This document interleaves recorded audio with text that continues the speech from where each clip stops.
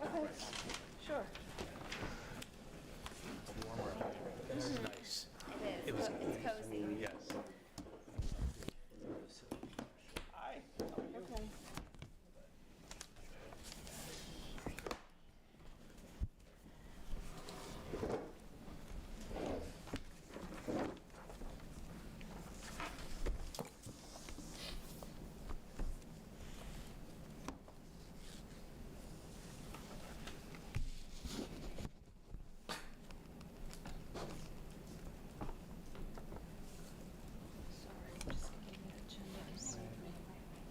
Do you find I was guests? just doing the same thing. That's the one I joined.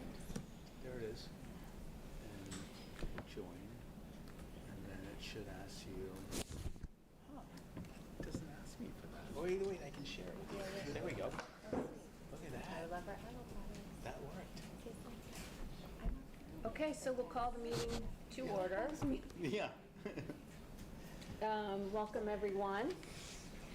We, as I understand it, have some very special middle school presentations, and I think I'm the only person standing between all of us and those presentations. So I just really have one update I wanted to provide on behalf of the board, and also Mr. Carlin, which is just a reminder that April 1st is the deadline for applications for private school transportation services. We've been talking about trying to make that service more efficient for the district, and when we have a complete list of who is in need of those services, we'll be able to be more specific about those options. And with that, are we moving to the We are to the most exciting part of our best part of the agenda? As you know, the board and I have made a commitment this year at each public meeting to present to the community our Bronxville Promise in Action. Right, we spent a lot of time on the definition of each of the dispositions and the indicators and outcomes, and we wanted the community to really see how it comes alive in our classrooms. So tonight we're focusing on critical thinking, and I'm going to introduce Mr. Joe McCora, our middle school principal, who will introduce his fascinating students and their work with us this evening. Thanks, Joe. Thank you, everyone. It's our pleasure to be here with you this evening to really show critical thinking in motion. Now, just a word about middle school students. One thing that they are amazing at is arguing. They are one of the best. It's a natural talent that they have, and we try to take that talent and enhance it. And students are going to come up, two students, representative of their wonderful class, are going to get up and make an argument for something that they consider to be something they'd like you to consider. They are well aware of New York State standards and everything like that, but they have made some compelling arguments. Our 7th grade in general this year in our argumentative essays really did some compelling work, and they took something that they were passionate about. Through the guidance of their teachers, one who's here tonight, Miss Marin and Miss Weiss, they were able to go through a process of how to make an argument for something, and they did a great job, and we're very proud of them. So I have two amazing representatives of that 7th grade. I'm going to invite up both Cooper Martinelli and Alexandra Seifert. They're going to talk about topics that might bring back some memories for some of you. Cooper's going to speak to you about why we need more PE time in school, and Alexandra is going to speak about why we need less time in school in general, because there's too much school time. So with that being said, I'll turn it over to Cooper.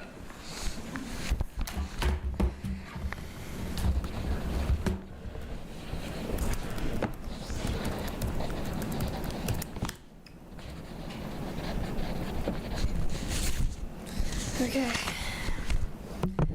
Did you know that 1 in every 3 kids in the U.S. is obese? And did you know schools can do something about it? If our school took PE more seriously, this number could go down for kids in Bronxville Middle School. All our middle school has to do is have PE more often than every 3 days. The reason why PE is so important for kids is because it is often the only exercise some kids get in a day. And when we don't have a PE on a certain day, some kids don't get any exercise at all. Also, physical education can be a big part of a child's overall mental health and well-being. Physical education is essential for a child's mental health and well-being. According to the article, Health Education and Physical Education, a student's physical and mental health is the focus of 2 areas of education, health education and physical education. Both deal with habits of exercise, sleep, rest, and recreation. Since physical health is only one aspect of a person's overall health, physical education is often thought as a part of health education.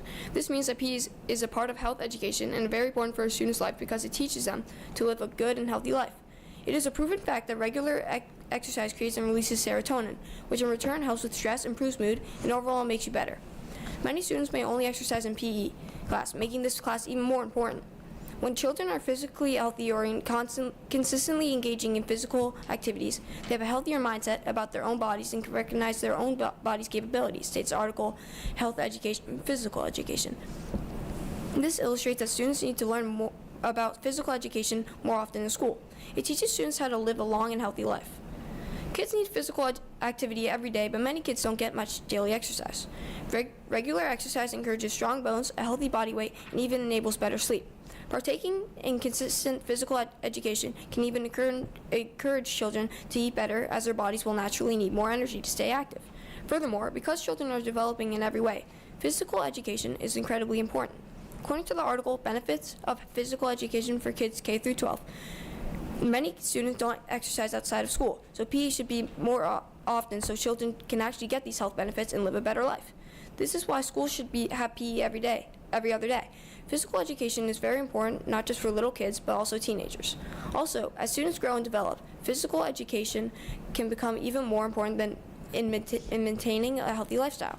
Furthermore, the growing crisis of obesity in the U.S. is a big deal, and schools like Bronxville can help resolve this problem by having PE more often in our middle school schedule. In the Bronxville Middle School, our schedules include PE once every 3 days. Many people like this current schedule, but having PE and therefore more exercise added into our schedules would be more beneficial for all students. Physical education is very important for kids because PE is some of the only exercise some kids get in a day. Because of this, if kids don't have PE on a certain day, they will not get any exercise that day at all. Mental health and mental well-being is also a big aspect of physical education. PE allows for children to know how to live a healthy life. In summary, PE needs to be taken more seriously in school and therefore offered on more days to increase students' activity and help them feel and live a better life.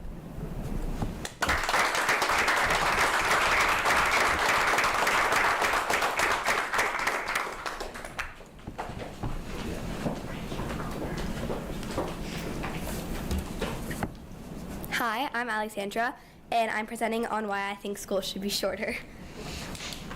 Kids go to school for 7 hours a day, 35 hours a week, 210 hours a month, and over 1,000 hours a year. The amount of time kids spend inside a classroom is absurd. Therefore, schools should have shorter school days. The current school system is harming children from grades K to 12 with far too many hours in the school building. Being in the classroom working for too long harms your mental health as well as your physical well-being. Kids work for over 1,000 hours a year, which is far too many considering there are little beneficial qualities for working overtime every day. Kids should have shorter school hours so they have less stress inside a classroom, more time to complete their assignments, more time outside to learn new hobbies, and a 4-day schedule would help teachers create more engaging lessons and experiences, which in turn helps students learn more. For one, studies show that kids spend an unhealthy amount of time inside a building. This negatively impacts kids because without proper physical activity, most children grow stressed. Plus, kids' attention spans get short-circuited without breaks that most teachers don't provide. So, kids should have shorter school hours to finish assignments and get out more. An article used to support this theory is Kids' Learning Time Can Vary by Hundreds of Hours in the U.S. by Aaliyah Wong. The text says, the study by Brown University's Matthew Kraft and Stanford University's Sarah Novikov found that the typical K-12 public school in the United States is in session for 6.87 hours a day and 178.71 days a school year, for a total of 1,227 hours a year. Adults in everyday life constantly remind children to go outside and be active. But clearly, they aren't considering the close to 7 hours kids spend in school. Furthermore, an additional article that helps prove this point is Shorter School Days, Benefits of Less Class Time by Michael Johnson. This article says, for students, it is a constant battle in maintaining attention for all of the class period. Some of these periods even extend beyond an hour. On the teacher side of things, there is more pressure to plan a lesson that utilizes all of the class time. An hour or more is a lot of time to do instruction. Many teachers will split the time up between lesson time and work time. This split attention approach wears down on students' mental focus, making it harder for them to pay attention and complete quality work. This proves that straining kids' mental stability is not the way to go about teaching them, and kids deserve more time outside the classroom for themselves. Secondly, further reasoning that school hours should be shortened is so kids receive more time outside. Shortening school hours will give kids way more time to branch out and discover things they like to do that schools can't show them. The same article used above, Shorter School Days, Benefits of Less Class Time, by Michael Johnson, provides yet another reason why school days need to be shortened. The text says many students have a packed schedule, loaded with advanced courses, extracurriculars, and even a job. This can leave students with little time to decompress. Furthermore, burnout becomes a real concern for students who are front-loaded with homework. School is just too much for kids, especially with all the pressure kids receive about college. The amount of work and homework high schoolers have is absurd. Kids stay up to the next day studying for exams, finishing homework, doing last-minute essays. You name it, and that kid will stay up till 3 a.m. and still be expected to function properly the next day. Encouraging children to expand their horizons is a better way of teaching them. Another article that supports this is Why Should School Days Be Shorter?, found on the website Juni Learning. This article believes that kids should have more time outside of school. It says, school subjects are essential. Still, discovering new hobbies has numerous benefits for kids. Everything from sports and music to learning coding allows children to get skills, meet friends, and enrich their personalities. This only adds to the point that kids need more time to live their lives and discover what they want to do with it. People who believe this is untrue and more time in school is more beneficial should know that there are little benefits from extending hours. This article, Why Should School Days Be Shorter?, found on the website Juni Learning, provided great insight as to why this isn't true for all schools. The text says, while studies have found that longer instruction time can improve achievement, the correlation is not exact and depends on other factors, such as classroom environment, quality of instruction, and student ability. In short, it's likely that longer school days won't be effective to raise achievement without other factors already being in place. Therefore, the effects of longer school days entirely depend on the quality of the school, while what you do outside of school does not correlate with what you do in school, proving that children have far more time outside of school. Thirdly, schools should have shorter school days so teachers can plan more engaging lessons. An article that reinforces this claim is Could 4-Day School Weeks Lead to More Progress for Students? By Jackie Valley. This article talks mainly about how some schools are considering switching to a 4-day schedule. This would reduce hours as well, obviously, but because this is such a drastic change, this article gives great evidence as to why it works better. The article says, the operating theory is this. If teachers have more time to create high-quality, engaging lessons, students will excel academically as a result. Critics may claim that teachers will need more time to pack into the school day if the days are shortened, but really, creating a more engaging lesson will help students focus more and get more work done. This article has proved that the overload of schoolwork is weakening kids' mental stability. Schools need to shorten school days to give kids more time to get things done instead of attempting to pack it in all into one day. That stresses kids out and gets less work done than necessary. Therefore, the extra day or extra hour will give kids more breathing room and teachers more time to complete their lesson. The text goes on to say, as more districts rethink schedules, Aaron Pallas, a professor of sociology and education at Teachers College, Columbia University, says that the 4-day model may prevent parents from pulling their children from school out of class for medical appointments or personal reasons, leading to fewer educational disruptions.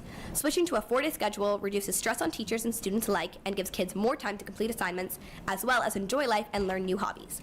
All in all, kids should have shorter school hours so they have less stress inside a classroom, more time to complete their assignments, more time outside to learn new hobbies, and a 4-day schedule would help teachers create more engaging lessons and experiences that help students learn more. It is important to change things now because coding students in too much work can put a dent in their mental and physical well-being. Although some people believe that school days should stay the same or even be longer, schools should have shorter hours so the next generation of kids can live stress-free and learn more.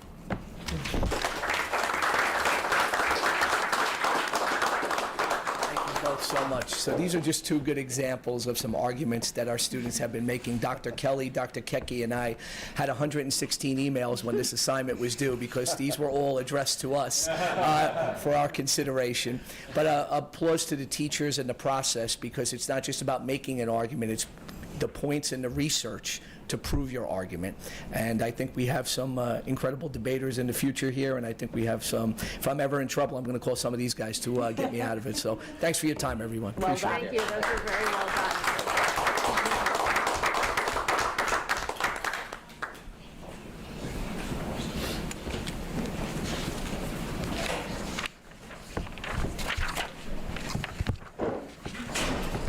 We probably have minutes, right? Yep.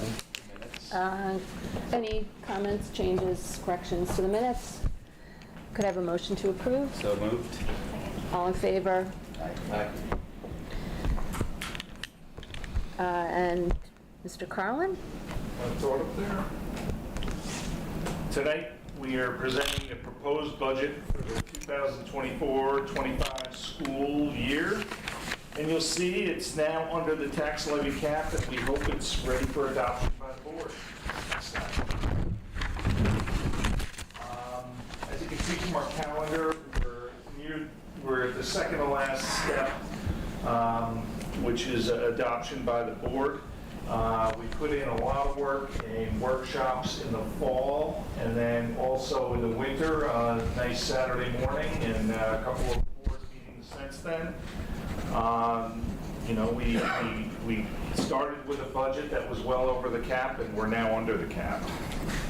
Next slide, please, Connie. There we go.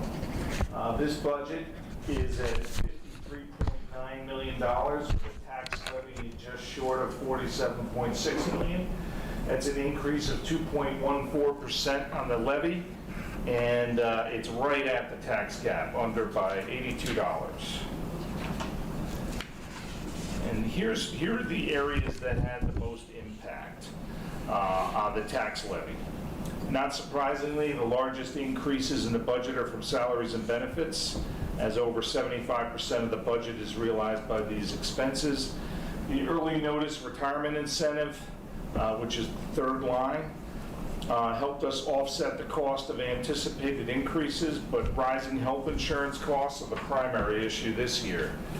Private school transportation, as the board president mentioned a little earlier, they're showing a budgetary increase due to an increase in driver compensation costs for the contractor, but it's significantly less than we originally proposed, because we have some ideas on how we can reduce that, which you'll hear about probably at the next meeting or two.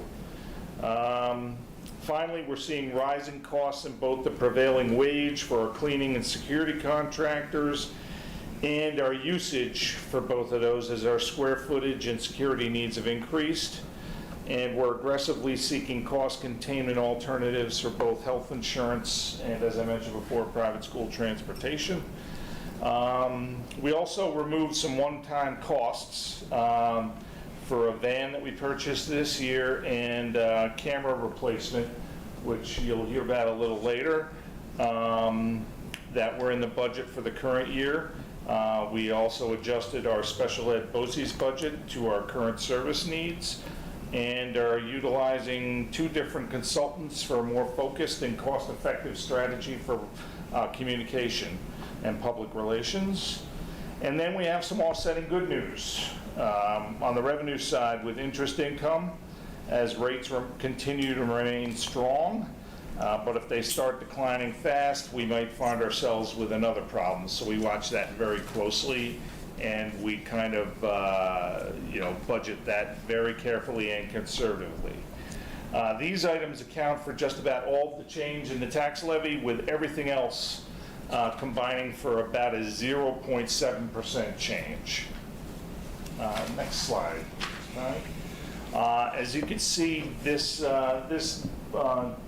chart graphically represents increases, or I should say changes, because there have been years when the tax levy actually went down. For comparison purposes, we can see that the 2023-24 tax levy change is in line with most other changes over the last 10 years. Next slide, please, Connie. This is the pie chart. This is how we spend our budget. And you can see the areas shaded in blue are the salaries and corresponding benefits, and you can see that chews up over 75% of our budget. The next 2 lines, two largest areas are contractual codes and debt service. And then beyond that, there's BOCES expenditures, as we partner with them for a lot of services, and everything else is kind of, supplies are 1% of our budget. Equipment is less than 1% of our budget, and as you can see, most of our budget is chewed up by salaries and benefits. Next slide, please, Connie. In calculating the impact on a taxpayer in terms of the tax rate, we begin with our proposed levy and divide that by the preliminary assessment roll. And it's up, the preliminary assessment roll is up 4.96% to $3.47 billion. And straight math on that gives us a tax rate of $13.72 per thousand of assessed value. The 2.69% reduction in the rate from the 2023-24 rate is due to the percent increase in the assessment roll being higher than the projected levy increase at this point. So based on a 2024-25 preliminary rate and the levy where it sits now, a homeowner whose property is assessed at $2 million in 2023 is paying $28,189 in school taxes, while a homeowner whose property is assessed at $2 million in 2024 will pay $27,430 in school taxes. I would advise all residents to see if their assessment changed. Obviously, that would be a key factor as well. Next slide is a historical perspective on the tax rate. The tax rate is in line with what we've seen over the last 10 years, which has consistently been in the $13.3 to $14.3 per thousand of assessed value range. Next slide, please, Connie. As you can see, we expect the end of the year in a favorable position compared to prior years. As far as our fund balance is concerned, this has been planned by the board over the last few years to address capital needs as identified by our architects in our 5-year capital plan. If the surplus grows throughout the rest of the year, it would increase this number. Conversely, if our projected surplus is less than anticipated, it might reduce this figure. To reiterate, we are looking at the likelihood of addressing capital needs in coming years. I would anticipate that the Finance Committee might recommend that any surplus fund balance beyond the $500,000 that we're already allocating to offset the tax levy in the current budget be allocated to either capital projects or the Teachers Retirement System Fund Reserve, which still has a little room left. Next slide, please, Connie. This budget also includes 3 planned multi-year contracts or leases for our networked copiers, private school transportation, and our technology installment purchase agreement through BOCES to continue our replacement cycle for Chromebooks, computers, and other technology infrastructure items. We're required to point these items out annually because they're commitments beyond the next budget year in most cases, and I am doing so here in the interest of transparency. The photocopy contract was bid competitively 4 years ago. Transportation contract was bid competitively last year and will be extended with a CPI increase. And the BOCES installment purchase of technology equipment is executed either under competitive bidding or New York State contract pricing. One final addition to this referendum is a proposition. The Facilities Committee and the board has been discussing before we get into a larger capital project, more pressing needs, and we've identified 2 that we think we can handle in short order. So the referendum this May will also include a proposition to use up to $1.3 million of our $5.4 million capital projects reserve for the construction of a pavilion-like shelter to protect our flood pumps and the construction of a security vestibule at our main entrance, which will make all 3 now of our main entrances have similar security features where you have to be let into the building and both to get into the security vestibule and then let in again beyond that. So we're looking forward to that. We don't intend to borrow any money. This referendum is a not-to-exceed referendum for $1.3 million. We think we can bring it in there or lower, and we also anticipate, although it has not been finalized, that the Bronxville School Foundation might be interested in helping us with the security vestibule, because they're very interested in anything we do to increase security for the building, and they've always been very supportive of things of that nature. So that's why this is worded as a not-to-exceed referendum, and if we spend less, obviously the transfer from the capital reserve fund will be less. And so Dan, the additional wording that we had added is not in the PowerPoint, but it is on the agenda version. Yes. Yeah. Yes. So it's not that one that we're going to vote on that's on the screen. This is how it will appear on the ballot. In the version in the agenda, Yeah, which Yes. is not the version on the screen. Correct. okay. My apologies. That's okay. I neglected to update it. I'll read it. We can read it. But there you have it. I think now, we're proposing that the board adopt this budget. If adopted, it will be advertised and put forth for referendum in May. Thank you very much, Dan and Dr. Kelly, for all your hard work on this budget. And I know we had a lot of engagement from board members as well during the workshop. So we're very, very fortunate to be putting a budget on before the voters that's under the cap. I think it's worth noting that there are a couple of other districts that will have to go to the voters and ask to exceed the cap, including Scarsdale and Rye? Yeah. Harrison In as well. Harrison, yeah. That day will probably come for us too, but for now, we're doing all we can to be smart about costs. So, thank you very much. Does anyone have any further questions or comments? And you need a roll call vote, Yes. right? So we're just going to go down the line. I'll vote aye. Let me just get it up on the screen. Okay.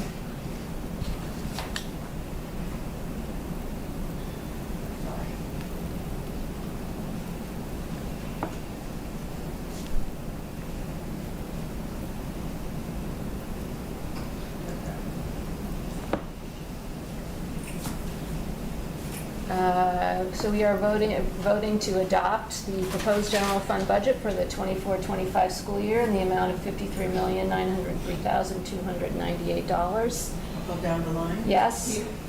Sorry. Aye. Aye. Aye. Aye. And then, Aye. Thank you. Thank you. motion Nice passed. job, Dan. Thank you. Thank you.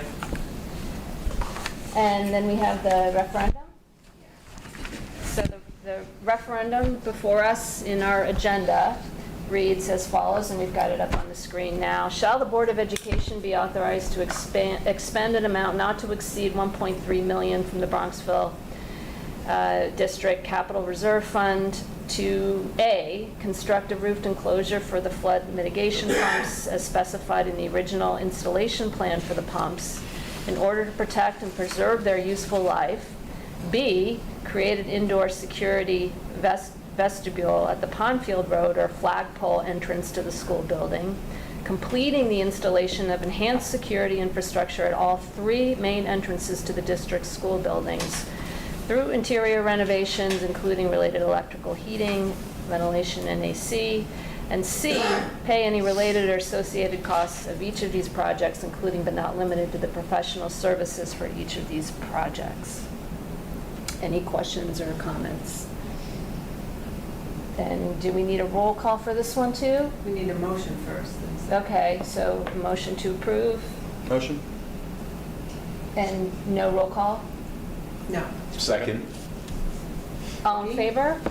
Aye. Aye. Great. It'd be great to get these projects done. Thank you. If the voters will approve it. Thank you. Thank you, Dan. So I have only one highlight, which I think deserves to stand on its own, and that is we are delighted to announce that we will be offering a district-wide event on the afternoon of April 8th during a portion of the solar eclipse. We are bringing the entire district together. We have purchased ISO certified eclipse glasses for every student and every employee. Our youngest Broncos, kindergarten through second grade, will remain in their classrooms and will be able to live stream it. They don't have to wear their glasses for that. And the rest of the district will be outside. We have weaved lessons into our science curriculum to help prepare the students for this event. More details will be forthcoming the week that we're back from break and a communication from me. I'm particularly excited that we have our high school students from our astronomy club as well as our earth science classes volunteering to be with our elementary school and middle school students during the event to facilitate fun activities that will highlight the science behind the solar eclipse. So this is yet another example where I think Bronxville is just so special that we are K-12, that we have our older students mentoring and working with our younger students and taking advantage of this solar eclipse. So look for details the week that we're back from break. Yeah, that's great. Yeah, very exciting. You bet. Mr. Curran. Thank you. Hello, everyone. Soon after February's board meeting, which was the last time I spoke, was our winter break, which was a good week off, well-deserved, especially after the midterms we had to endure during January. Course registration across all grade levels has occurred. People have all met with their guidance counselors preparing for the next school year. Of course, nothing is final, as you can switch classes the day before school or even during the drop period a month into school. The annual Spring into the Arts program began on the 4th and ended on the 17th, in which student artwork from art classes was showcased around the school and across town. It also included a scavenger hunt and an open mic night. Some of you may remember students from a school in France visiting and participating in Bronxville classes earlier in the fall. Well, the Bronxville contingent has left for France about a week ago, and will spend a couple of weeks there integrating into the French school and learning. As we currently speak, it started at 7, I believe. The PTA DEI committee hosted a career roundtable at the Bronxville Public Library. The event was open to all grade levels across all schools and will certainly have a good turnout. It's highlighting emerging industries such as AI and having speakers speak to students about those industries. And spring sports teams have begun their seasons and finished tryouts. Games for all sports should be starting soon. I know for baseball, our first game is in a couple of days down in Florida, so that should be good. And then finally, we are 2 days away from our spring break, and it'll be a good chance for everyone to relax before home stretch of the school year, last break. Nice. Thank you. That's great. Thank you.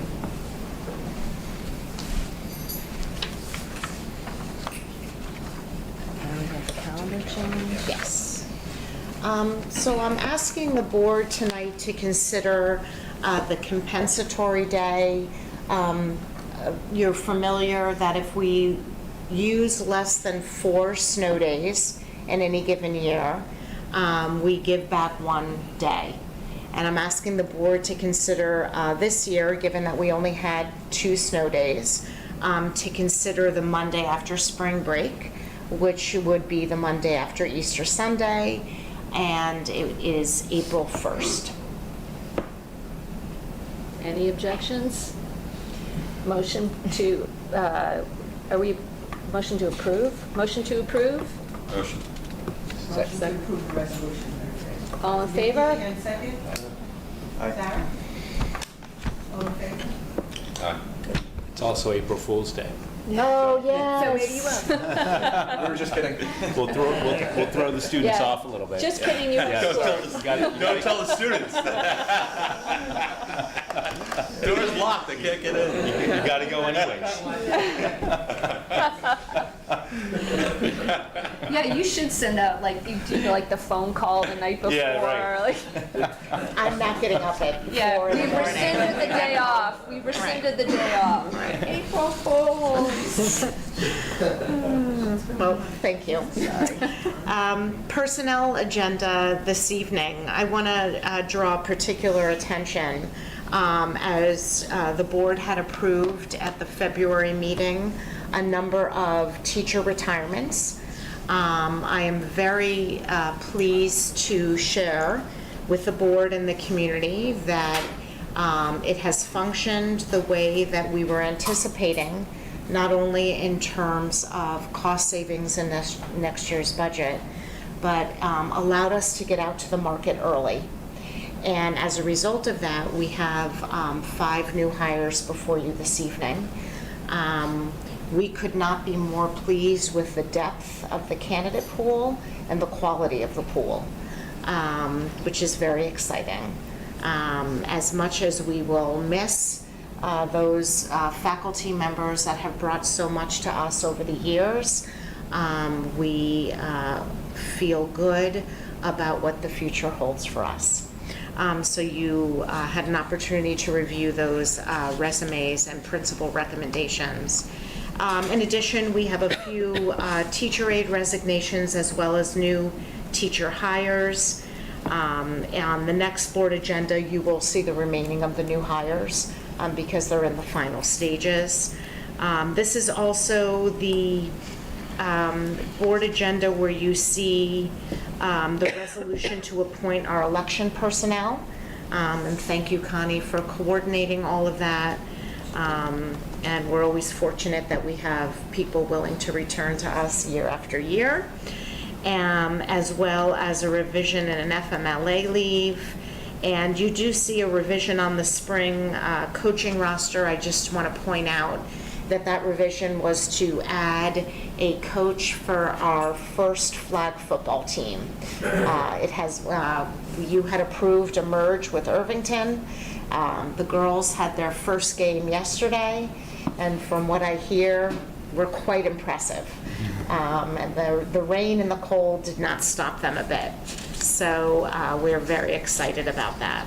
So I ask you to consider resolutions A through S tonight, please. And we've all had an opportunity in executive session to ask any questions about personnel, so assuming there's nothing further, could we have a motion to approve items A through S? Motion. Second? Second. All in favor? Aye. Thank you. Thank you.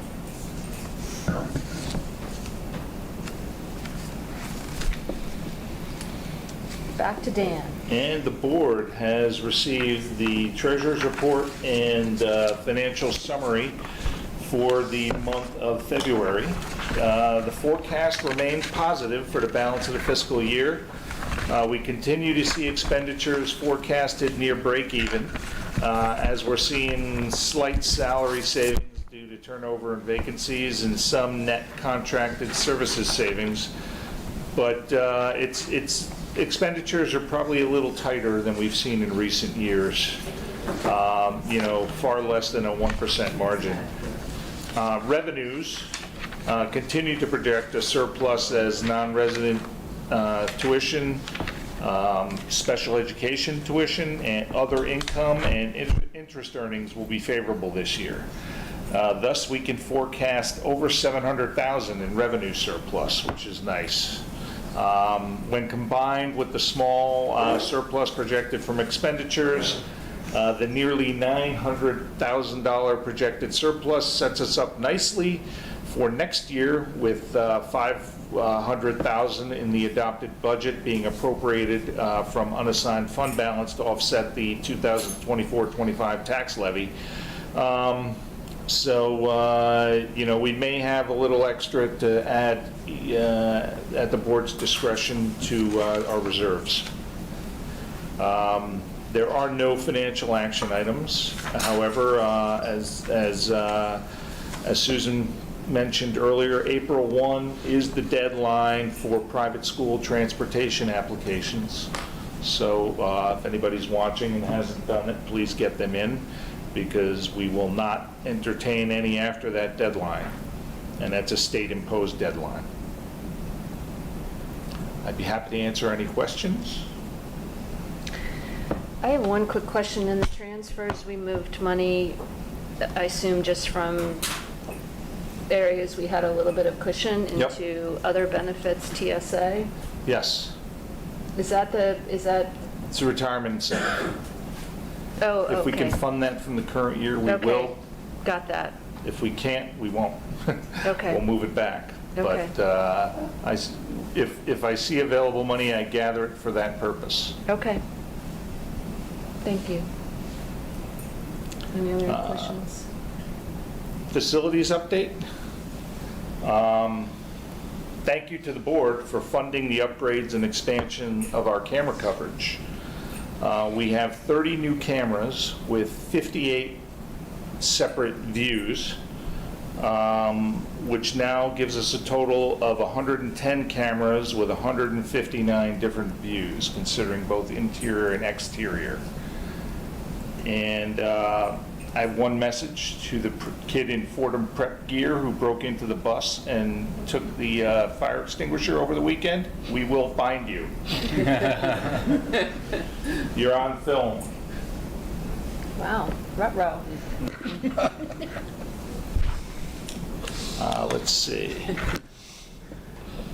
We also have been talking a lot about landscape improvement with the planning for the design and funding of a coordinated effort to improve in the front of the building out here, both the safety and appearance, hopefully eventually getting some color out there, and more importantly, widening the sidewalk for safety concerns, especially with drop-off and pickup, and replanting a hedgerow to direct traffic, more directly, or in some cases indirectly, but off the grass, so we can try and actually grow some grass.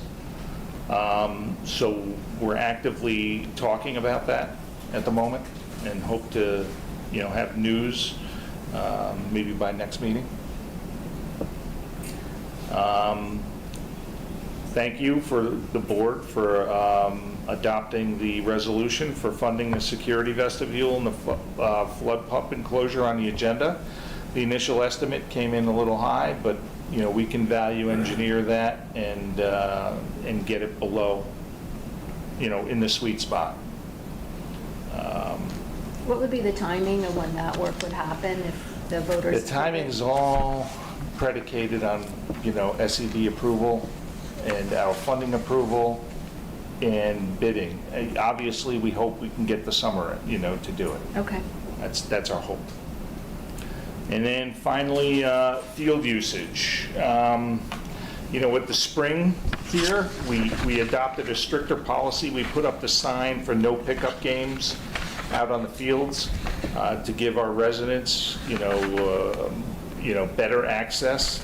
And we have a security guard out there keeping an eye on it, as the weather breaks. This past weekend when the weather was really nice, there were people all over the place. And, we are the town park, so we want to keep that available to our residents whenever we can. That's it. Thank you.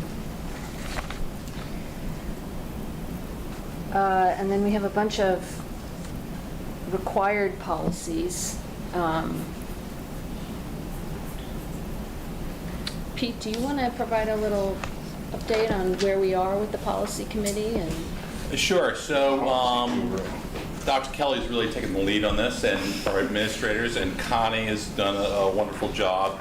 We're going to have a second reading tonight on 2 required policies, and they're just updates to policies. And then we have 6 first readings tonight, and we're really, Dr. Kelly's really taking the lead on this, even though I'm the head of the committee. She usurped power from me.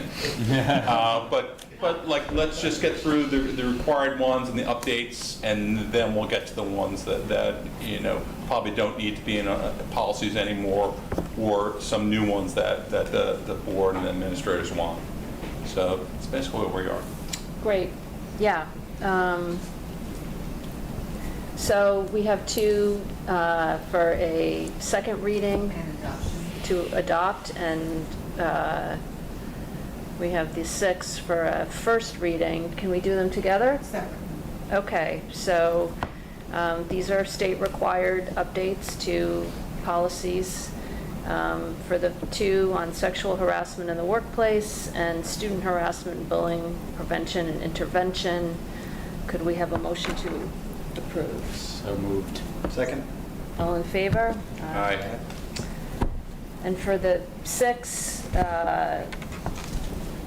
on our annual reorg meeting, confidentiality and access to IEPs and individual service programs and service plans, timeout and physical restraint. This is a second update this year that we've done to that one.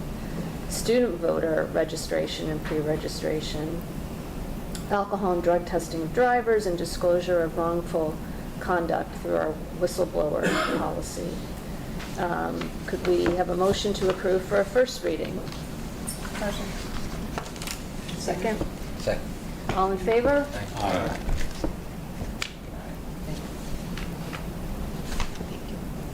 Thank you. I think we have a few committee updates. Now, Dan, you did most of facilities, so Eddie, I don't know if you had anything you wanted to add. Maybe just to reiterate the enthusiasm around trying to spruce up the front landscaping to make it more representative of the character of the building and the pride that the community puts into the school.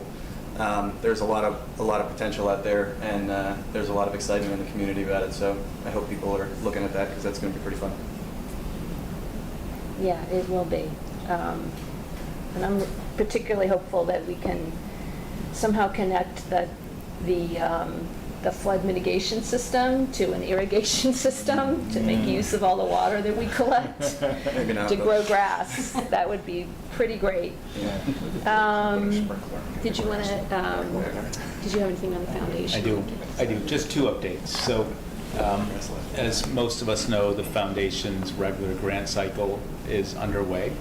And we've received applications across arts, athletics, STEM, health and wellness, and the foundation board will review those in the next 2 months and vote on them later this spring. So a robust set of grant applications that have come through. Importantly, the community donations make those grants possible. So consider making a gift. You can do so on the foundation's website. And as always, I've said this a few times, the foundation's goal is 100% participation by school families. Those are my 2 updates on the foundation. Thank you. And Sarah, most of the people in this room, I think, are on the PTA calls, but is there anything you want to call attention to from your work with the PTA? Just want to thank the PTA for their continued support, especially with the beautification effort lately. They've been at every meeting very early, a couple times a week, and we just really are grateful for the partnership with the PTA and the foundation, Yeah. all that they do for the school. So thank you. Can't say it enough. Yeah, Thanks. And I think that concludes our agenda. Our next meeting is Tuesday, April 16th, right here in the auditorium lobby at 7 o'clock. And that brings us to our public comment period. If there's anyone who wishes to address the board and make a public comment, we just ask that you please identify yourself.